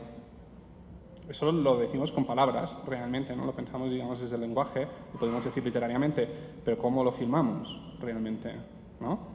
Es demasiado abstracto, no es algo visible, no es algo que podamos colocar delante de la cámara, es una cuestión conceptual o si queréis, filosófica, ¿no? Y en cambio dice, y ahí es donde hace la imagen ya como cineasta, ¿no? Una cabeza en el hombro, ¿no? Eso sí es filmable, ¿no? Es algo que es pequeño, es como, y construyes y luego te puede venir la idea. Y el cine trabaja así realmente, ¿no? O sea, entonces veamos de todo esto, que hemos visto, bueno, ¿no? Estas notas así en vídeo, al final en la película queda nada, un pequeño plano. Perdón, ¿dónde está? Aquí. C'est de la musique.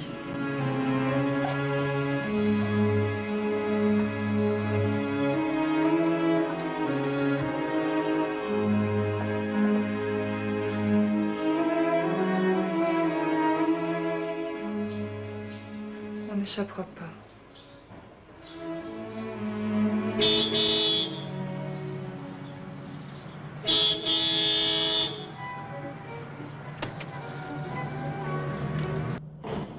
Bueno, es una suerte contar con estas películas muchas veces porque, claro, el cine nos llega hecho y no vemos muchas veces lo que hay detrás, ¿no? Todo este proceso de ensayos, de búsquedas, de esbozo, ¿no? De boceto, digamos, para encontrar en lo figurativo un gesto, una expresión, ¿no? Una imagen, ¿no?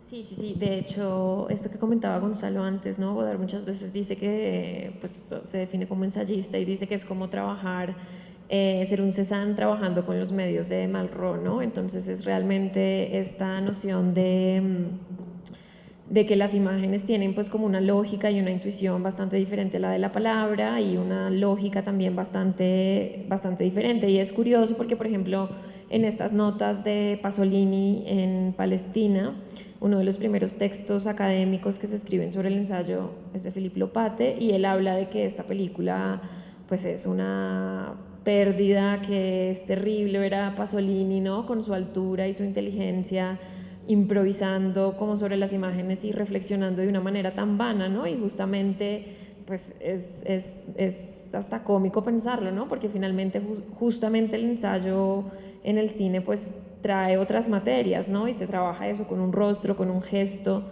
De hecho, la siguiente película que Pasolini hace como con este esquema de notas es hace una en India y una en África, pero lo que es muy interesante de la que hace en África es una Oresteia africana.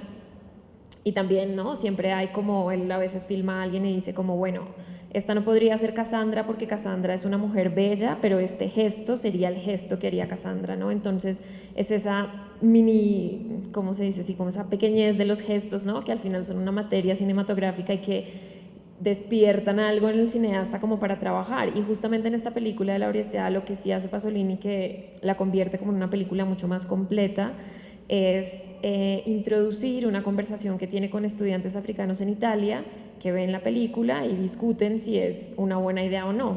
Entonces es genial ver, ¿no? Como hay unos estudiantes súper complacientes que le dicen sí, genial, maravilloso, y otro que le dice como no, es absurdo, África es un continente, África no es África, yo no conozco África, no, o sea, como toda esta carga pues colonial evidentemente.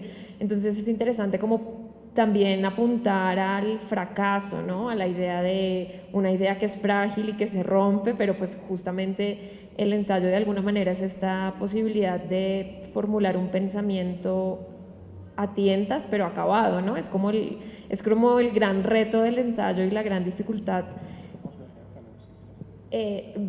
Sí, yo también. ¿Tienes el de los estudiantes? Sí. Veamos el fragmento en que los estudiantes le tumban, yo también lo tengo, sí.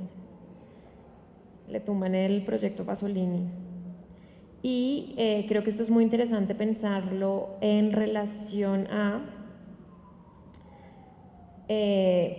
pues como a la fragilidad del cineasta, ¿no? Es decir, a que en el ensayo también es el lugar en donde la duda es un motor para la creación, en donde se muestran esas dudas, ¿no? Como decía Gonzalo, es muy interesante poder ver los preparatorios. Veamos lo de Pasolini. Allora voi avete visto degli appunti, delle note di viaggio che mi sono allora voi avete visto degli appunti, delle note. Ah, espera, lo ponemos en subtítulos en castellano, sí.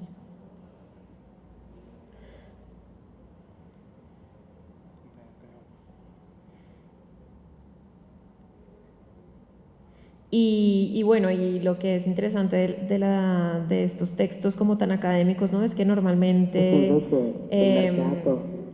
intentan hacer como... ¿Es este? Sí, explica un poco y luego va. Di una città, la città di Figoma, alla periferia della cittadina. Altri personaggi, giovanotti un po' teppisti, bambinelli, curiosi.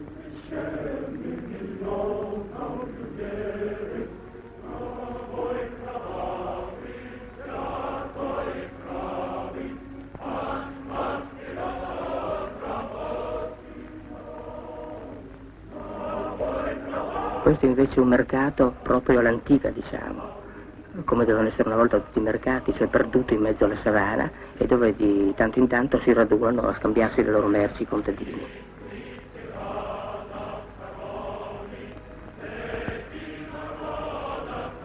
Questa gente colta nel suo d'affare quotidiano, nella sua umile vita di ogni giorno, dovrebbe essere la protagonista del mio film L'Orestiade africana.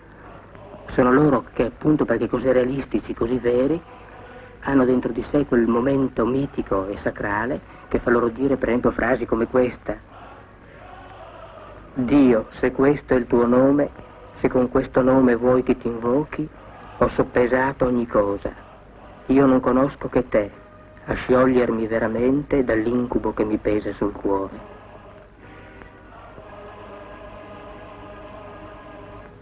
Non trascurerò naturalmente le fabbriche, cioè la parte moderna dell'Africa. Questa è un'uscita dalla fabbrica, una fabbrica nelle vicinanze di Dar es Salaam. Un'uscita dalla fabbrica che assomiglia a tutte le altre uscite delle fabbriche in tutto il mondo, con delle ragazze di cui alcune sono ancora l'antica, arcaiche, paesane, diciamo, mentre altre sono già spregiudicate, moderne, avanzate, come per esempio questa.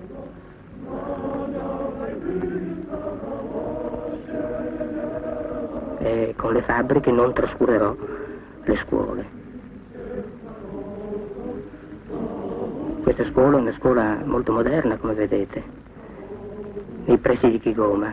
Si chiama Livingstone perché vicino al posto di Livingstone si è incontrato con Stanley, dissacrando cioè l'Africa, cominciando una nuova epoca moderna dell'Africa. I ragazzi stanno lavorando. Secondo una concezione pedagogica molto moderna, insieme allo studio c'è anche il lavoro.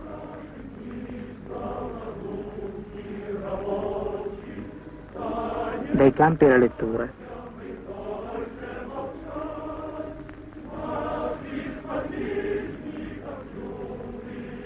Ecco un'aula piena di un silenzio zelante e rispettoso. Gli studenti africani, di fronte al sapere, che li si presenta sembra ancora come un dono, come una concessione, sono obbedienti, passivi e umili. Per degli appunti, delle note di viaggio, che mi sono servite a bloccare alcune situazioni, alcuni personaggi di quello che dovrebbe essere il mio film sull'Orestiade. Prima di tutto vorrei dirvi perché ho deciso di fare l'Orestiade di Eschilo nell'Africa di oggi. La ragione essenziale, profonda è questa, che mi sembra di riconoscere delle analogie fra la situazione dell'Orestiade e quella dell'Africa di oggi, soprattutto dal punto di vista della trasformazione delle Erinni in Eumenidi. Cioè mi sembra che la civiltà tribale africana assomigli alla civiltà arcaica greca, e la scoperta che fa Oreste della democrazia, portandola poi nel suo paese, che sarebbe Argo nella tragedia e l'Africa nel nostro film, è in un certo senso, diciamo così, la scoperta della democrazia che ha fatto l'Africa in questi ultimi anni. Allora le prime due domande che vorrei farvi sono queste. Secondo voi questo film potrei girarlo nell'Africa di oggi, 1970, oppure sarebbe più adatto, più giusto retrodatare il film e girarlo nell'Africa del 1960, cioè il periodo in cui praticamente la maggior parte degli stati africani hanno acquistato l'indipendenza? Secondo me, o il mio giudizio, sarà che questo film avrà molto valore se sarà girato negli anni 60, insomma. Perché oggi l'Africa sta diventando moderna così e sta assomigliando un po' all'Europa, sta perdendo un po' del suo proprio carattere tipico africano. Siete tutti d'accordo con lui? L'Africa è non è una nazione, è un continente. Sì, ma infatti sono qui che vi chiedo, la prima mia domanda è: secondo voi quando andrebbe ambientata, cioè se nel 70 o nel 60, e in quale luogo? Per esempio lei in quale luogo dell'Africa vedrebbe più tipico per una cosa di questo genere? Perché io non ho girato l'Africa. Lei di dov'è? Etiopico. Conosce soltanto l'Etiopia? Sì, ma non è che si deve Africa, dicendo Africa abbraccia dal Mediterraneo fino all'ultimo punto, e quindi dall'Oceano Atlantico fino all'Oceano Indiano, quindi dire Africa non è una cosa. Je voudrais, à propos de ce film, rappeler d'abord à son auteur qu'il ne faudra pas trop crier sur l'histoire du tribalisme en Afrique. Parce que les Européens, en général, ont trop crié sur le tribalisme pour commettre un forfait. Alors, si on doit parler de l'Afrique, on parle d'une race et non des tribus, parce que lorsqu'on veut parler d'Italie, on ne parle pas des gens de Calaria, et lorsqu'on veut parler de France, on ne parle pas des gens on ne parle pas des Bretons. C'est tout ce que j'ai ajouté. Non bisogna aver paura della realtà. Quindi se nell'Africa ci sono ancora delle tribù, cioè mettiamo la tribù degli Ibo si sente diversa dalle tribù degli Hausa, questa è una realtà, noi dobbiamo avere il coraggio di affrontarla. Vous savez, il y a la question des tribus, mais on en parle de trop. Et lorsqu'on commet un forfait au Nigeria, on parle de tribus du Biafra. Au Congo, on parle du Katanga.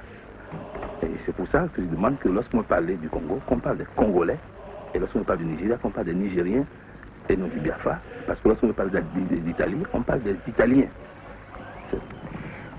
Sì, è molto interessante quello che lei dice, ma allora io voglio fare un'osservazione. Chi è che ha fatto i confini del Congo o della Nigeria? Li hanno fatti i colonialisti. E allora la realtà nigeriana è una realtà falsa, fatta a tavolino dai padroni europei. Hanno tracciato dei segni, hanno fatto la Nigeria, ma questo non corrisponde alla realtà della Nigeria. Io trovo che c'è il pericolo quando lei parla di democrazia. Per un africano che vede il film, per esempio, non so se la civilizzazione è così europea, moderna, ci abbia portato proprio la democrazia come si intende di solito. Sì. Ma allora lei fa un'osservazione molto interessante e che mi tocca molto da vicino. Quando io dico democrazia non intendo la reale democrazia, dico la democrazia formale. Cioè quando Oreste arriva ad Atene e Atene istituisce il primo tribunale umano, cioè per la prima volta degli uomini attraverso delle elezioni vengono eletti giudici e sono loro che giudicano un altro uomo anziché essere gli dei, compie un enorme passo avanti nella storia umana, però è puramente formale. Poi questa forma va riempita di una democrazia reale.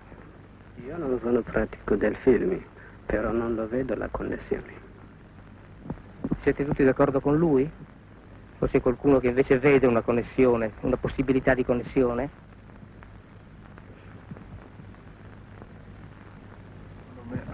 Secondo me formalmente l'idea si può anche verificare, solo che rimarrà un po' qualcosa di immaginativo così, cioè nella realtà sarà abbastanza difficile,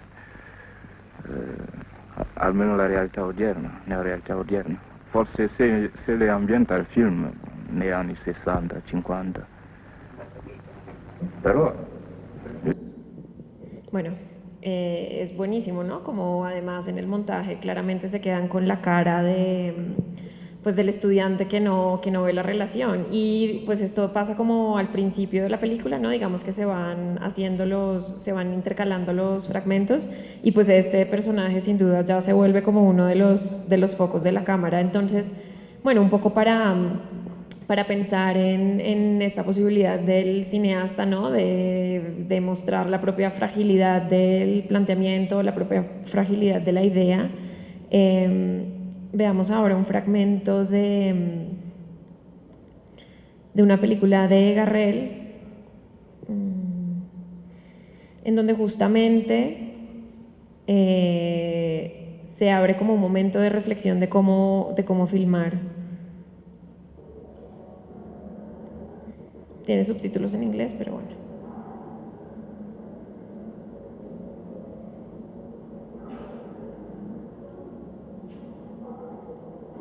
Es una conversación que tiene Garrel con Jacques Doillon, que es pues cineasta también.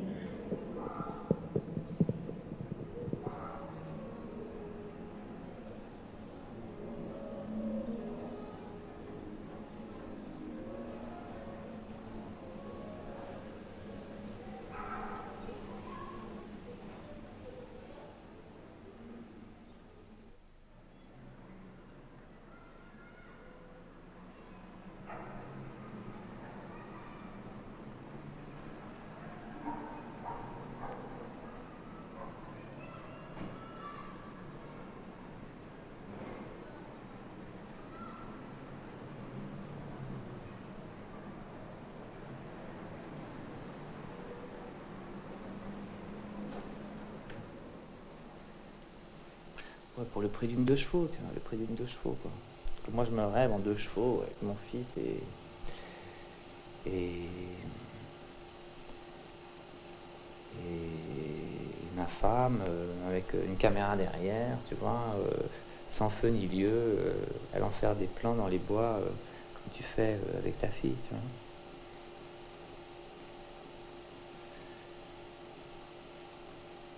Quand tu dis par exemple, là tu vois, je voulais filmer mon fils tout à l'heure, je l'ai posé sur la commode. Bon, sa maman a dit non, je veux pas que tu le filmes. Toi tu penses, à partir du moment où je vais l'inscrire à l'école maternelle, mettons, je vais pouvoir à peu près dire, bon, bah, je peux peut-être prendre comme, tu vois, une liberté vis-à-vis de la maman. C'est drôle que tu poses ça toujours par rapport à la mère. Une espèce de personne entre ton môme et toi qui t'autorise ou qui ne t'autorise pas à le filmer. Là. Non, la place de... c'est bizarre que la mère soit là pour... que l'autorisation passe par elle. Je trouve pas ça mal, je trouve ça seulement un peu bizarre. Là. Ah, tu veux dire que même sans qu'un moment dise oui, pourquoi tu tu es peux... là lui demander est-ce que je peux faire ce plan de mon enfant ou de notre enfant sur la commode? Non, je lui demande parce que je pense toujours que, tu vois, en France, les enfants, ils sont confiés aux mamans toujours, quand même, leur éducation, si tu veux. Alors bon, je pense, si une maman, instinctivement... Oui, mais quand tu filmes ton enfant, c'est ton éducation à toi que tu refais. Hein. T'as pas besoin d'intermédiaire. Toi, par exemple, le premier plan que tu as fait de ta fille, par exemple, comment tu as fait, mettons, tactiquement? Je me souviens pas, c'était la femme qui pleure, mais quel est le premier plan à l'intérieur de la femme qui pleure? Je m'en souviens pas.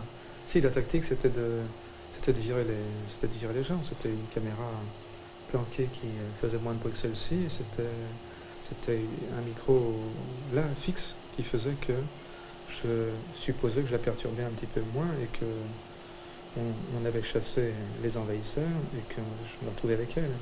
Alors l'idée, je suppose, j'en sais rien, que les envahisseurs chassés, on soit tous les deux ensemble, je supposais que ça pouvait que la réjouir ou l'effrayer un tout petit peu moins. Les techniciens, alors, tu veux dire? Oui, alors je crois qu'elle y arrivait, mais ça avait aussi, pas comme à 3 ans, elle savait qu'on était en train de tourner un plan, je suppose. Mais il y avait pas, ça nous regardait.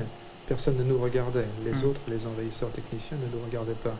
Alors ça faisait que c'était un peu plus facile pour elle. Je me demande si dans ce moment-là d'inquiétude de notre part, enfin de sa part et de la mienne, si c'était pas un peu plus facile de se reprendre, de se parler, de se serrer un petit peu l'un contre l'autre, parce qu'il y avait quand même l'effroi là, terrible de sa part et de la mienne devant le fait que ça tournait, qu'elle savait que ça tournait.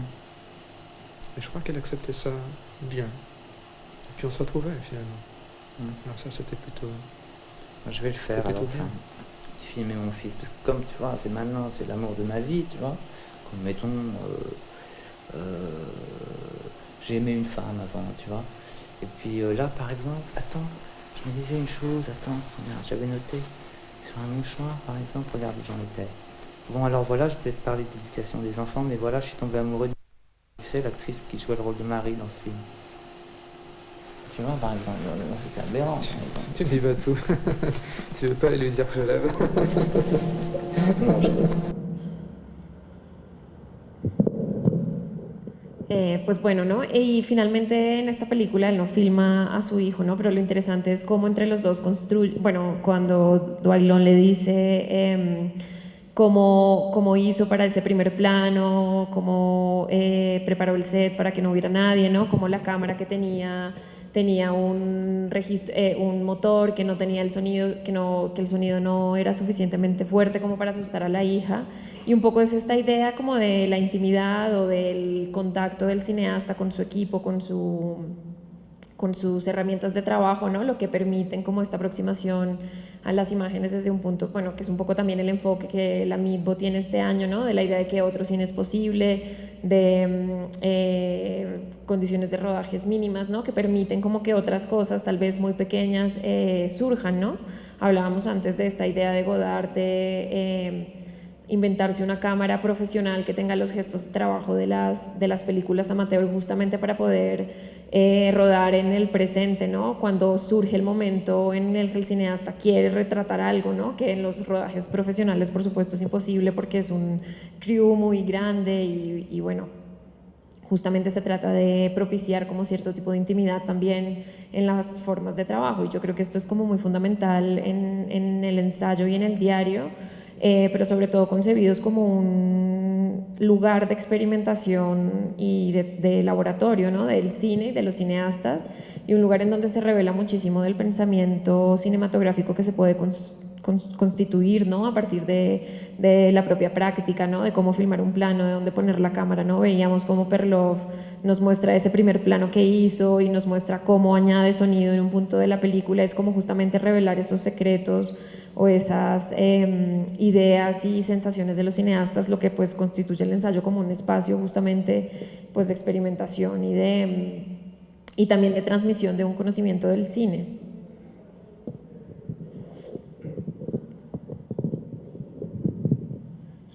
Y bueno, también estos fragmentos que estamos viendo, y bueno, iremos acabando, ¿no? Ya.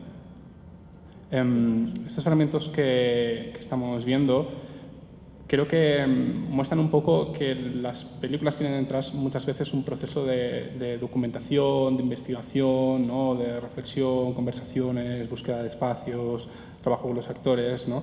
Normalmente cuando vemos el cine es la obra acabada o tenemos documentación a lo mejor por escrito, podemos ver el guión o notas preparatorias, pero es muy valioso poder acceder un poco a los entresijos también de la creación de estas materialidades, ¿no? Porque normalmente los cineastas tienen que pensar mucho desde la propia imagen, ¿no? En ese sentido,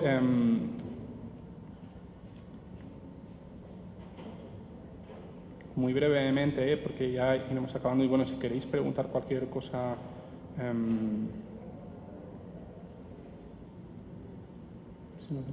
os queríamos mostrar de una pintura, una película muy canónica que seguramente a lo mejor conocéis, que es El misterio de Picasso. No vamos a ver todo, sino un fragmento, donde Clouseau, un cineasta francés, ¿no? intentó, un poco en complicidad con Picasso, documentar su proceso creativo, ¿no? Y es interesante porque desde la pintura vemos como Picasso lo que hacía era partir, en este caso, pues igual que la página en blanco o la pantalla en negro para el cineasta, pues obviamente para el pintor es el lienzo en blanco, ¿no? Aquella superficie sobre la que tiene que empezar a trabajar las formas. Y cómo en su proceso creativo requiere la imagen, ¿no? Para encontrar a la imagen, ¿no? Entonces veremos, un paso así rápido, ¿no? Porque él va primero trabajando estas formas, ¿no? Va como pintando, coloreando, ¿no? Y va transformando la pintura. Lo que es también interesante es que a medida que va avanzando, los cuadros o los bocetos o las primeras tentativas van quedando como debajo, ¿no? Como si fuera capas, ¿no? Es decir, como cuadros que te llevan a otra. Cualquiera de estos lo podríamos ver según como un Picasso acabado, ¿no? Pero él, en realidad, lo que hace es destruir incluso la propia pintura, ¿no? que tendría un valor de mercado increíble, ¿no? Y va como poniendo encima, ¿no? Y está buscando a través de la imagen, le va llevando a la otra imagen, ¿no? Entonces, veamos como la parte final.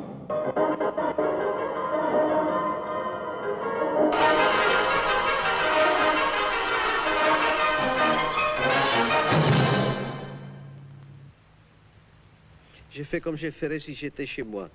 Je ne m'occupe ni du cinéma ni de rien. Je vais essayer avec des morceaux de papier.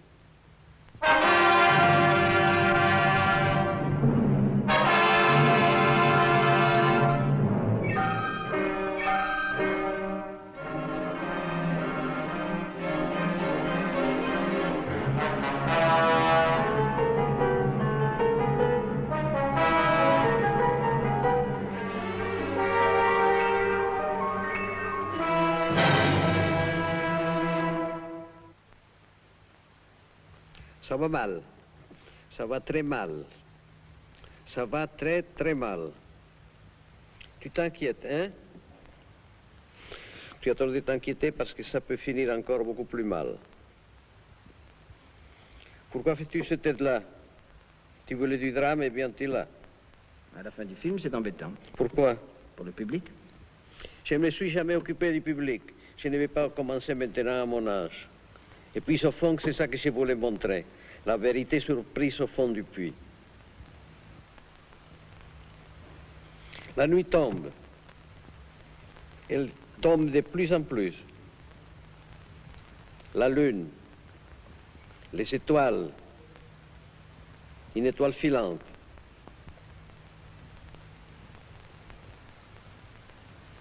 C'est très mauvais. J'arrache tout.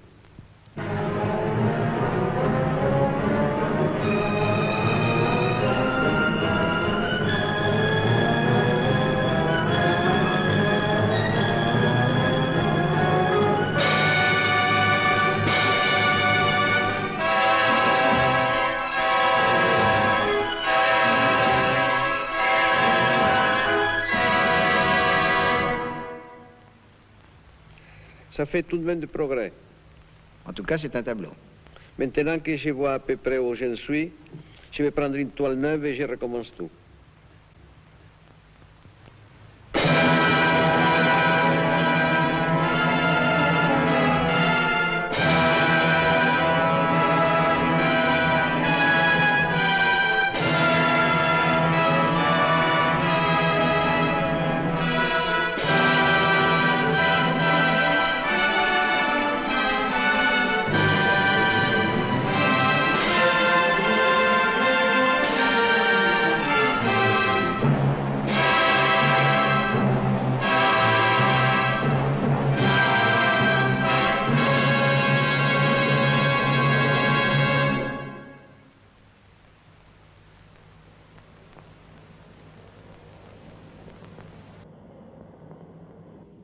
Bueno, y este es el cuadro, ¿no? Fijaros todas las imágenes, todos los cuadros posibles que han quedado detrás, ¿no? Un poco, por ejemplo, cuando veíamos a los niños que filmaba en Palestina a Pasolini, ¿no?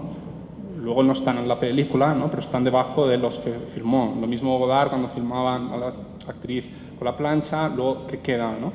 Este es un proceso que nos muestra cómo la imagen busca la imagen y lleva la imagen, ¿no? No es la palabra primero, luego la imagen, sino la imagen primero, la forma visual, en cierto modo, la que se trabaja para que venga la imaginación o venga el estímulo, ¿no? Hacia la siguiente, ¿no? Y ya para ir acabando, podemos volver a Perloff como un momento interesante también ligado a la filmación del rostro, en el que se encuentran unos niños, ¿no? Y los filma, y también hay esta idea un poco sí.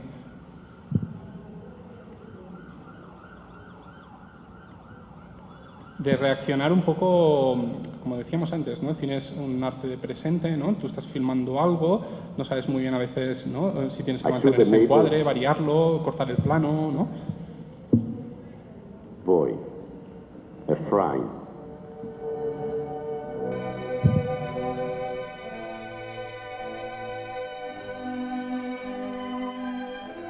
Later, on his way to the beach, Ephraim stopped by at my cutting room and said, "Nice music."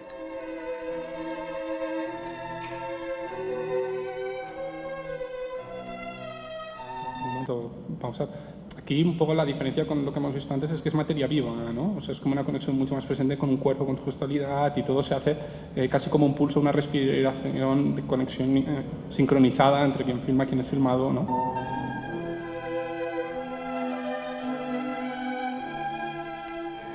Filming Ephraim, the eldest, his little sister Dana, their brother Gabriel, I was full of hope, a kind of exaltation.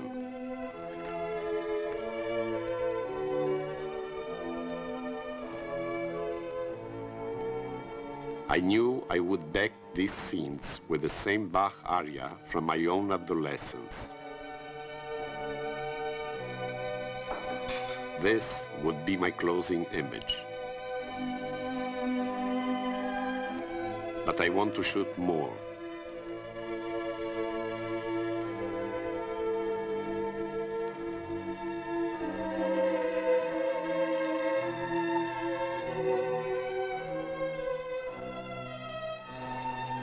I go down to the riverbank.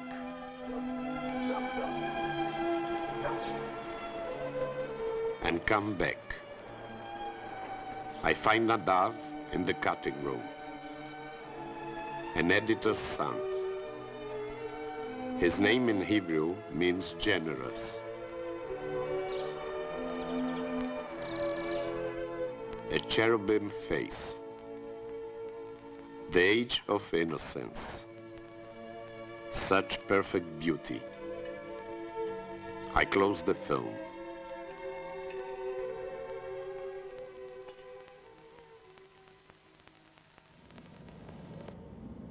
Aquí se recogen de una forma bastante bonita y sincera, ¿no? Estas vacilaciones, estas dudas que sobrevienen, ¿no? En el propio momento que se está filmando algo, ¿no? A medida que, pues, como trazando, ¿no? También con la mano la imagen, ¿no? Porque hay una idea fundamental también en el cine ensayístico, que es esa reivindicación un poco de la manualidad, de la gestualidad, ¿no?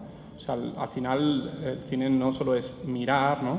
Pasa por una herramienta, que es la cámara, que es un objeto que sujetamos o que colocamos frente a alguien. Va a bascular mucho la realidad en una dirección u otra según la distancia, ¿no? Igual que una conversación es distinta si es muy cercana o no, ¿no?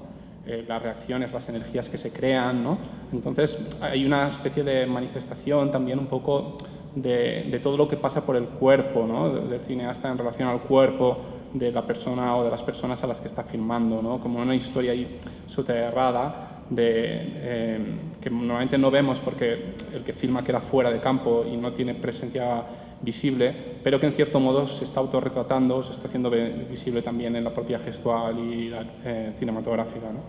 Sí, y por ejemplo, este fragmento del rostro de los hijos de los vecinos es muy bonito porque Perloff lo pone muy cerca del primero que vimos de cuando está filmando a estas mujeres y ellas se dan cuenta y le bloquean la imagen, ¿no? Entonces también es como esa idea de una filmación frontal, ¿no? De una inscripción de la persona que filma en lo que está filmando y como en el cine justamente como el encuentro de esas dos interioridades. Y bueno, creo que ya nos toca cerrar. No sé si alguien tenga alguna pregunta o alguna intervención, comentario.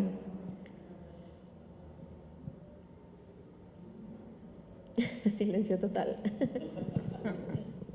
Pues muchísimas gracias a todos por venir y les recuerdo que la Midbo está hasta el 7 de noviembre presentando muchos documentales y muchas películas muy interesantes.